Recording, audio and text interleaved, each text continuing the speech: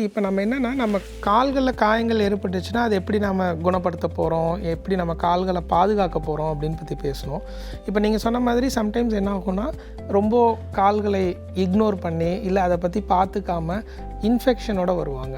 So இந்த மாதிரி patients ரொம்ப சிக்கான பேஷண்ட்ஸாக வருவாங்க. அதாவது உயிருக்கு ஆபத்தார அளவுக்கு இன்ஃபெக்ஷன் ஏற்படக்கூட வாய்ப்பு இருக்குது.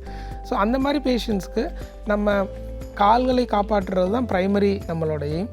பட் ஆனால் ஃபஸ்ட்டு ப்ரையாரிட்டி நான் அவங்க உயிரை காப்பாற்றணும். உயிராக காலா அப்படிங்கும் பொழுது நான் உயிரை காப்பாற்றுறதுக்காக வேண்டி சில சமயம் கால்களை எடுக்க நேரிடும், இல்லை பாதத்தை காப்பாற்றுறதுக்காக வேண்டி சில விரல்களை இழக்க நேரிடும்.